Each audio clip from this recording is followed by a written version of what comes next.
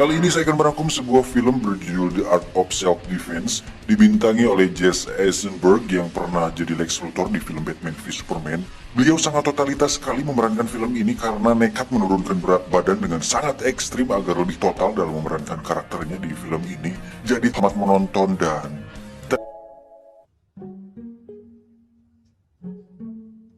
kisah akan berfokus pada seorang pemuda bernama Casey, di mana dia merupakan manusia yang sangat lemah, pengecut, tak punya keberanian, dan selalu membiarkan dirinya diintimidasi oleh orang di sekitarnya. Dimulai saat di kedai di mana ada pasangan yang sedang memoyok atau mengejek dalam bahasa Perancis yang sebenarnya Casey paham dengan apa yang mereka bicarakan. Exactement 12,1 cm. Je sais parce que je l'ai mesuré avec un double décimètre. Begitupun di tempat kerja, Casey merupakan seorang akuntan yang sama sekali tidak memiliki teman dan saat mencoba untuk so asik agar bisa gabung dengan rekan-rekan kerjanya, Casey justru dianggap terlalu norak bagi mereka. Get the fuck out of here. Suatu malam, Casey pun berjalan sendiri berniat untuk membeli makanan untuk anjingnya, dan tiba-tiba datanglah dua orang menggunakan motor yang menanyakan apakah Casey membawa senjata atau tidak. Casey yang seorang culun pun tentu tidak membawanya, karena boro-boro megang senjata, megang titiknya sendiri saja, dia tak mampu. Selesai membeli makanan anjingnya, Casey pun pulang dan ternyata kedua orang tadi kembali datang lagi yang mana mereka langsung memukuli Casey hingga dia tak sadarkan diri.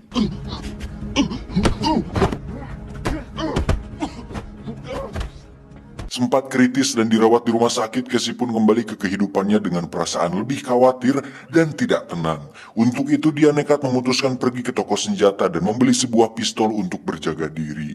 Namun ternyata memiliki sebuah pistol tidak seperti membeli Kinder Joy di Alfamart, karena Casey harus menunggu sekitar 1-2 bulan hingga surat-surat dan kelengkapan kepemilikan senjatanya selesai dibuat. You did mention self-defense, though.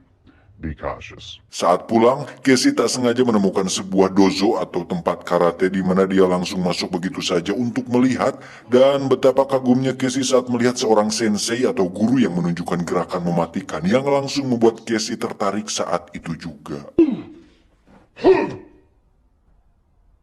Saat sensei menghampirinya, Casey pun langsung mengatakan bahwa dia sangat kagum dan tertarik ingin berlatih di dojonya, dan tadi juga sensei menyuruh Casey untuk bersiap dan datang esok hari. Singkat cerita, esok hari pun tiba. Casey terlihat sudah berada di ruang rocker untuk mengganti baju, di mana dia langsung ikut berlatih bersama dengan murid lain dan langsung dipasangkan dengan salah satu murid untuk latihan duel. Dan Casey mendapat satu tendangan pertama yang membuatnya mencret-mencret. You're right. Namun ternyata lawan duelnya cukup kooperatif, di mana dia cukup baik dengan mengajarkan bagaimana caranya menendang dengan benar dan memuji tendangan dan keseimbangan yang dimiliki oleh Casey. Tentu hal itu langsung membuat Casey semakin tertarik, di mana dia langsung berminat untuk mendaftar dan membayar biaya per bulan untuk latihan karate di sana. I'm gonna go ahead and enter you into the system. Sensei pun mengajak Casey ke belakang, di mana Sensei menunjukkan sebuah ruang peralatan dan sangat melarang siapapun untuk masuk ke sana. Dan setelah Casey mendapat baju karatenya, dia pun pulang dengan lebih semangat dan percaya diri. Casey pun berlatih di depan cermin agar gerakannya semakin sempurna, dan saat dites, Casey mendapat pujian dari Sensei yang membuat Casey semakin nyaman, aman, dan lebih percaya diri dengan berlatih di dojo si Sensei tersebut. Suatu malam, Sensei pun mengadakan riungan di mana dia menjelaskan tentang sejarah dojonya, bahwasannya sang guru besar memiliki kemampuan yang sangat tinggi, di mana dia berhasil mencapai tingkat tertinggi, yaitu bisa membunuh dan melubangi kepala musuh hanya menggunakan jari telunjuk. Ingat, hanya dengan jari telunjuk. Cos! Tak hanya itu, Sensei dan dojonya sangat melarang murid-muridnya untuk menggunakan senjata, karena senjata hanya diperuntukkan untuk orang lemah dan itu tidak worth it sama sekali. Dan setelah beberapa hari berlatih, tak diduga Sensei memberikannya sebuah kehormatan bahwa Casey telah naik peringkat menjadi sabuk kuning, yang mana hal itu membuat Casey sangat bangga dan sangat menghormati sabuk kuningnya tersebut. Selanjutnya Sensei pun mengumumkan bahwa ada salah satu muridnya yang telah naik tingkatan menjadi sabuk hitam, yang di situ ada seorang murid perempuan bernama Anna. Ini orangnya, di mana dia terlihat senang dan cukup pede bahwa dirinya lah yang akan naik tingkatan. Namun ternyata murid lainlah yang naik tingkat, dan hal itu cukup membuat Anna kecewa kepada si Sensei. Kembali ke Casey yang semakin percaya diri dengan sabuk kuningnya tersebut, namun saat dia tidak menggunakan sabuknya, Casey kembali merasa lemah dan kurang percaya diri saat dirinya tidak memakai sabuk kebanggaannya tersebut. Dan hal itu dibuktikan saat dirinya selesai berbelanja di mana ada seorang pria yang menyenggol mobilnya dan tidak mau meminta maaf atas hal itu. Casey yang sudah merasa sangat jago karate pun mencoba untuk menakuti pria itu dengan mengatakan bahwa dirinya adalah sabuk kuning dalam karate yang ternyata tidak membuat pria itu takut sedikit pun. Dan justru Casey lah yang terbuli oleh pria itu. Dan Casey menangis atas kejadian itu. Sorenya Casey pun mendatangi Sensei untuk menyerahkan baju karatenya karena merasa dia tidak pantas untuk memakainya, dan setelah menceritakan kejadian yang dialaminya tadi siang, Sensei pun menyarankan agar Casey merubah pola pikir dan kebiasaan karena pikiranlah yang membuat seseorang menjadi kuat. Sensei pun bertanya, apa musik favoritmu? Casey menjawab, DJ TikTok. Lalu, apa peliharaanmu? Casey menjawab, anjing berkaki pendek dan lucu. Terakhir, apa bahasa yang kau pelajari? Casey menjawab, Prancis. Mendengar hal itu, Sensei pun sangat miris dan menyarankan agar Casey mulai belajar bahasa Rusia karena Rusia dianggap kuat. Lalu dengarkanlah musik metal karena itu adalah musik seorang pria sejati. Dan terakhir, Sensei menyarankan agar Casey mengganti anjing peliharanya dengan anjing yang lebih galak dan berkaki panjang seperti anjing yang dimiliki oleh John Wick, supaya Casey terbiasa dikelilingi oleh hal-hal yang sangar. Namun untuk yang terakhir, Casey sedikit keberatan karena anjingnya saat ini merupakan anjing kesayangannya dan hal itu cukup sulit untuk Casey.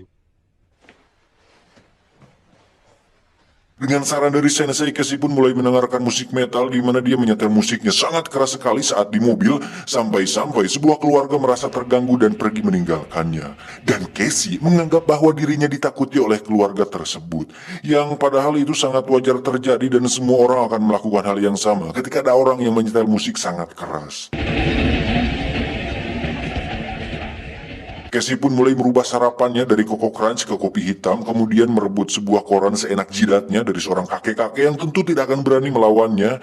Dan yang paling mengejutkan adalah ketika Casey menonjok bosnya sendiri hanya karena meminta laporan yang sudah selesai dikerjakan. Dan luar biasanya, rekan-rekan kantornya pun seketika takut saat mengetahui bahwa Casey sudah menonjok atasan mereka, dan itu cukup menganjingkan.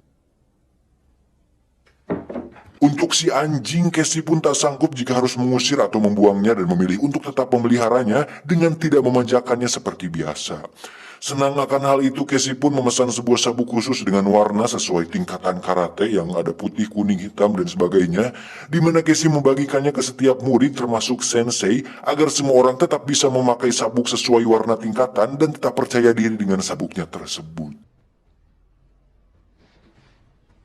Singkat cerita, malam pun tiba. Sensei pun menghubungi Casey bahwa beliau menemukan pelaku sesuai ciri-ciri yang sudah disebutkannya dan menyuruh Casey untuk datang ke sana dan meminta Casey untuk membalas perbuatan yang telah pria itu lakukan tempo hari. Sempat ragu, Casey pun berhasil menumbangkan pria yang sedang mabuk itu dengan sangat mudah, dan tak disangka ternyata Sensei merekam kejadian tersebut di mana alasan beliau melakukan itu adalah sebagai dokumentasi untuk melihat sejauh mana perkembangan latihannya Casey. Saat pulang ke rumah, betapa terkejutnya Casey saat melihat anjing kesayangannya sudah pingsan, di mana dia membawanya ke rumah sakit dan sang dokter mengatakan bahwa anjingnya saat ini tengah koma dan mengalami beberapa patah tulang rusuk yang kemungkinan diakibatkan oleh sebuah penganiayaan. No, it doesn't make any sense. Esoknya, Casey langsung pergi ke dojo dan menemui Sensei, di mana Casey akhirnya sadar bahwa Sensei lah yang telah menyiksa anjingnya dengan alasan agar Casey tidak memelihara anjing lemah kesayangannya tersebut. Dan yang paling mengejutkan adalah pria yang mabuk semalam ternyata bukan pelaku yang telah menganiaya Casey, tetapi hanya pria biasa yang sengaja menjadi target Sensei agar Casey bisa meluapkan amarahnya selama ini. Dan saat Casey sudah muak, dia pun berniat pergi dari dojo abal-abal ini. Namun saat Sensei mengatakan bahwa dia memiliki rekamannya saat menyiksa pria yang semalam, Casey pun langsung berhenti, di mana mereka akhirnya terlibat pertarungan yang tentu saja dimenangkan oleh Sensei. Tak bisa kabur atau berhenti dari dojo si sensei, Casey pun terpaksa melakukan semua yang disuruh sensei termasuk menghitung keuangan dojo, di mana Casey kembali menyadari satu hal bahwa sang sensei ternyata sudah sering melakukan tindakan licik seperti ini dengan tujuan untuk meraih keuntungan dari uang bulanan latihan di dojonya tersebut. Yang ya bisa dibilang ini adalah pemerasan dengan cara halus dan terkoordinasi sehingga para murid tidak ada yang berani melaporkannya ke polisi. Dan lagi-lagi, terkuaklah fakta baru bahwa pelaku yang telah menyiksa Casey malam itu adalah sensei dan murid-muridnya tersebut, di mana hal itu dia lakukan agar orang-orang lemah seperti Casey bisa masuk dan bergabung bersama dengan dojonya di sensei ini. Oke, cukup masuk akal. Saat dalam perjalanan, Casey pun dibonceng oleh Ana, di mana Ana ternyata sama-sama bencinya dengan si sensei ini dan sangat menyesalkan bahwa Casey telah terpancing dan bergabung bersama mereka.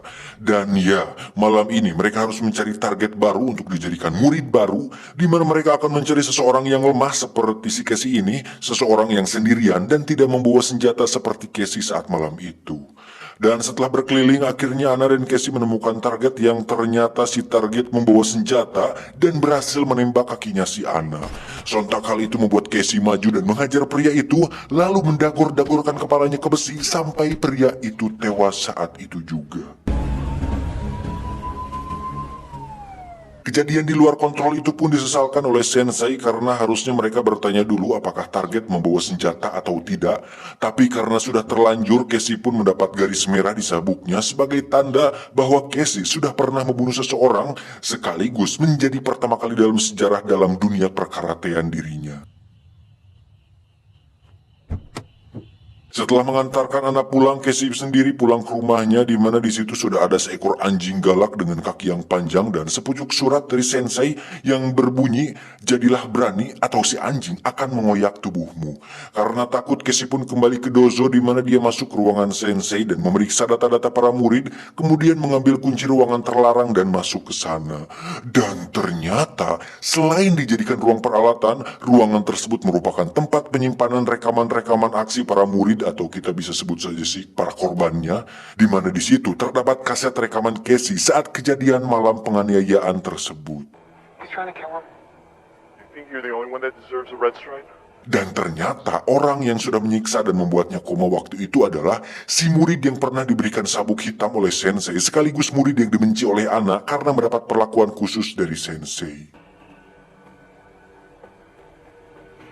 Kembali ke sensei, terlihat dia baru saja bangun tidur di pagi hari, di mana dia menemukan salah satu muridnya sudah tewas gantung diri di dojonya, yang mungkin sudah lelah dengan pemerasan atau sikap dari si sensei yang menyebalkan ini.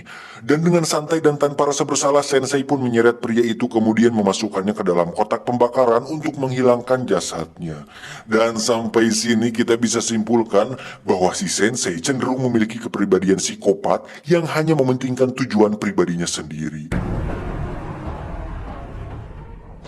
Selesai melenyapkan jasad muridnya, sensei pun duduk di depan foto sang guru besar, dan tak lama muncullah Casey yang mengatakan bahwa dia sudah mengetahui semua kebusukannya dan menantang si sensei untuk duel bersama dengannya. Sempat menolak karena tahu sudah pasti akan menang, sensei pun menerima tantangan tersebut untuk menunjukkan bahwa Casey sama sekali tak sebanding dengan dirinya. I accept. Singkat cerita, mereka pun telah siap untuk duel, di mana sensei memberikan hormat terlebih dahulu. Namun yang paling mengejutkan dari yang paling mengejutkan adalah Casey mengambil pistol dan langsung menembak si sensei tepat di kepalanya. Ternyata surat dan perizinan kepemilikan senjata yang Casey ajukan waktu itu sudah selesai dibuat, di mana Casey mengatakan bahwa memang senjata hanya untuk orang lemah dan memang dia lemah, mengakui itu dia. Namun faktanya sekarang si sensei tewas dan Casey masih hidup, yang berarti bahwa Casey lebih kuat dibandingkan si sensei ini. Dan yang terjadi selanjutnya benar-benar tak terduga karena Casey mengaku telah membunuh sensei menggunakan satu jari seperti yang telah dilakukan oleh sang guru besar, di mana mereka semua percaya begitu saja dan menuruti semua kata-kata yang Casey ucapkan. Tak lama Casey pun memanggil anjing barunya yang diberikan oleh si sensei tempo hari, di mana dia mengatakan bahwa anjingnya bisa mencium aroma-aroma jahat pada seseorang manusia dan akan membiarkan anjingnya mengeliminasi satu dari mereka. Yang padahal Casey hanya memberikan instruksi bahasa bahasa Rusia kepada si anjing sehingga bisa balas dendam kepada murid kesayangan si sensei. Terakhir, Casey pun memberikan sabuk hitam si sensei kepada Ana karena dirinya belum siap untuk menjadi sensei baru dan menunjuk Ana karena pengabdiannya dan potensinya selama ini. Tamat.